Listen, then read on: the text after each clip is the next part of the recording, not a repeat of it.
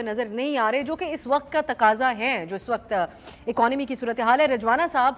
اوان صاحب کی گفتگو آپ سن چکے ہیں، آپ لوگوں کے اوپر اب اس وقت جو آپ لوگ بیانیہ بنانے کی کوشش کر رہے ہیں کہ 2018 میں ہمارے ساتھ کیا ہوا تھا، وہ اب لگتا ہے بظاہر میٹر نہیں کرتا کہ الزامات کی نوعیت یہ ہے کہ آپ کے حوالے سے یہ براہ راست یہ کہہ رہے ہیں کہ اس وقت بھی فیصلے کہیں اور سے کیے جا رہے ہیں، سلیکٹڈ اس وقت آپ لوگوں کو کہا جا رہا ہے۔ جس طریقے سے آپ لوگ حکومت میں آئے، یہاں پر منیب صاحب کا تجزیہ بھی آپ نے سن لیا، ایک انڈیپینڈنٹ ویو۔ پالیٹکس بھی ایک مارکیٹنگ ہے کہ آپ اپنی پارٹی کا پروڈکٹ مارکیٹ میں بیچنے جاتے ہیں تو اپنے پروڈکٹ کی کوالٹی بتائیں گے نا۔ یہاں پی ٹی آئی پروڈکٹ بیچ رہی ہے، پی ایم ایل این اور پیپلز پارٹی کے پروڈکٹ کی خرابی، جائز ناجائز ساری خرابیاں بتا دی۔ چلو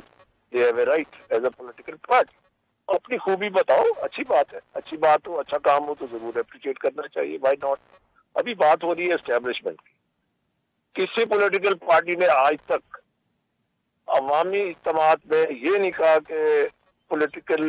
پارٹی کو سپورٹ کریں، میری مدد کو آئیں، نیوٹرل مت ہو۔ بڑی لمبی تفصیل ہے، اس میں جانے کی ضرورت نہیں ہے، لوگ جانتے ہیں۔ میرا مقصد کریٹیسائز کرنا نہیں ہے، as a student of politics میں یہ بات کر رہا ہوں کہ پولیٹیکل لیڈرز جو ہیں اور پولیٹیکل پارٹیز اگر وہ اسٹیبلشمنٹ کی طرف دیکھنا اور اس کی مدد لینا irrespective of any political party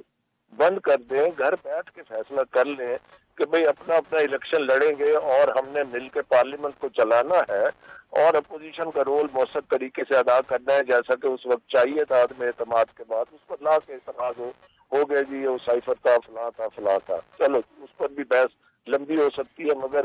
اس وقت عوام یہ ساری چیزیں سن کے تنگ آ گئے۔ میرے سے بات کریں گے، میں کہوں گا پی ٹی آئی خراب ہے،